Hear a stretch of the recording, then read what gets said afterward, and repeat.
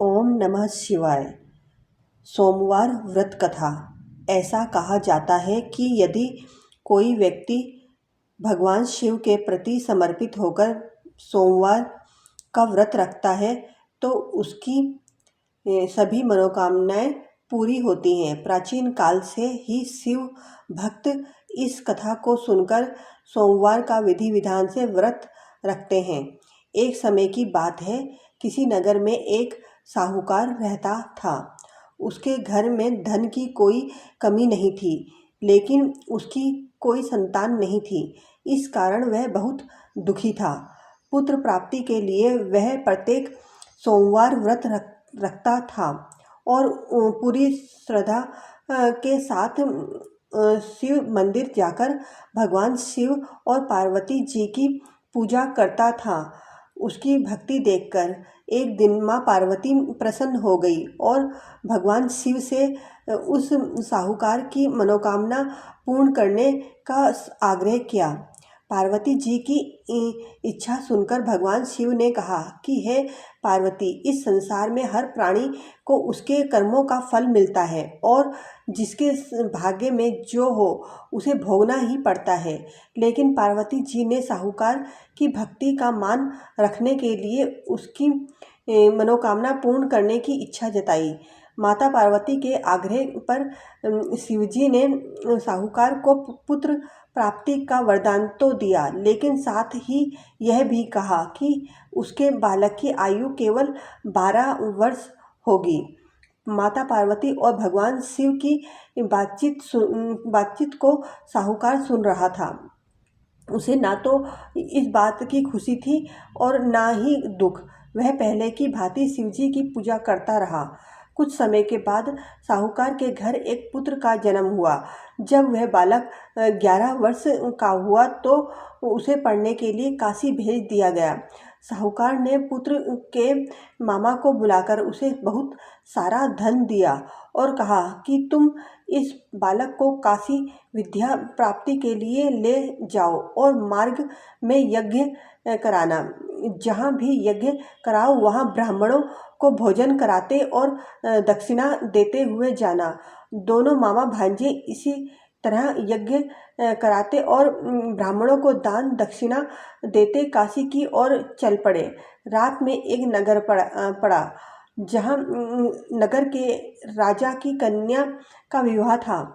लेकिन जिस राजकुमार से उसका विवाह होने वाला था वह एक आंख से काना था। राजकुमार के पिता ने अपने पुत्र के काना होने की बात को छुपाने के लिए एक चाल सोची। साहूकार के पुत्र को देखकर उसके मन में एक विचार आया। उसने सोचा, क्यों ना इस लड़के को दूल्हा बनाकर राजकुमारी से विवाह करा दूं। विवाह के बाद उसको धन देकर विदा कर दूंगा और राजकुमारी को अपने नगर ले जाऊंगा।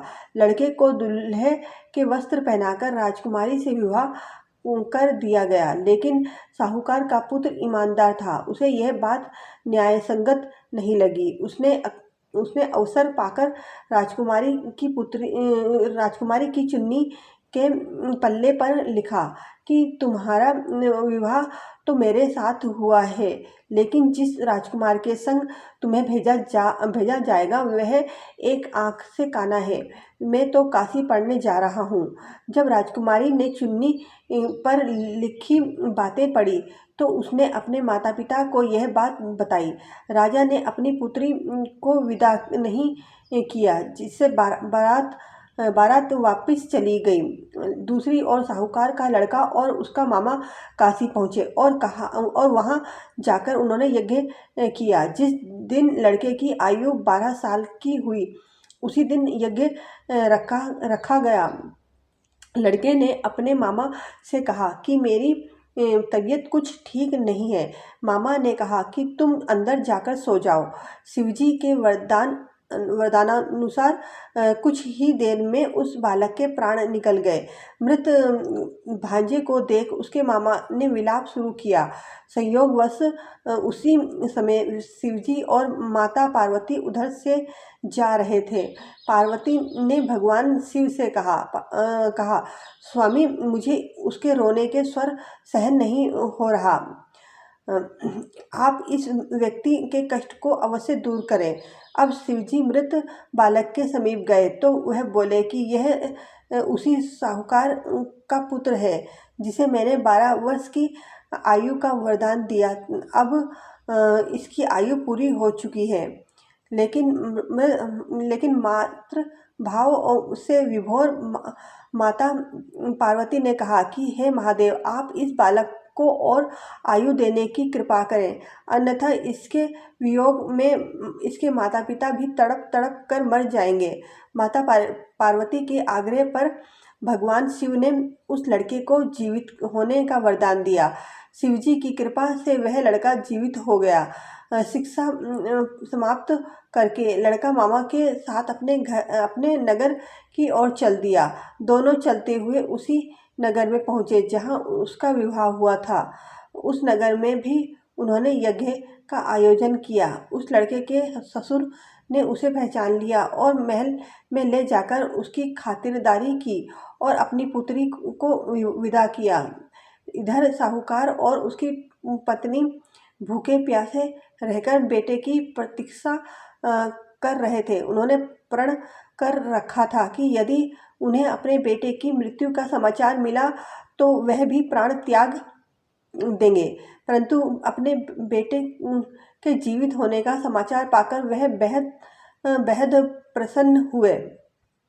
उसी रात भगवान शिव ने व्यापारी के स्वप्न में आकर कहा, हे श्रेष्ठी, मैंने तेरे सोमवार के व्रत करने और व्रत कथा सुनने से प्रसन्न होकर तेरे पुत्र को लंबी आयु प्रदान की है। इसी प्रकार जो कोई सोमवार व्रत करता है या कथा सुनता है और पढ़ता है, उसके सभी दुख दूर होते हैं और समस्त मनोकामनाएं पूर्ण होती हैं।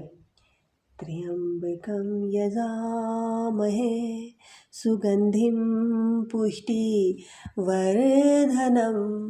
उर्वारुकमिव बन्धनान् मृत्योर्मुक्ष्य अमामृतात्। ॐ त्र्यंबकं यजामहे सुगंधिं पुष्टिवर्धनम् उर्वारुकमिव बन्धनान् मृत्योर्मुक्ष्य अमामृतात्। ॐ त्र्यंबकं यजामहे सुगंधिं पुष्टिवर्धनम् उर्वारुकमिव बन्धनान् मृत्योर्मुक्ष्य अमामृतात्। ॐ त्र्यंबकं यजामहे सुगंधिं पुष्टिवर्धनम् उर्वारुकमिव बन्धनान् मृत्योर्मुक्ष्य अमामृतात्। ॐ त्र्यंबकं यजामहे सुगंधिं पुष्टिवर्धनम् उर्वारुकमिव बन्धनान् मृत्योर्मुक्ष्य अमामृतात्।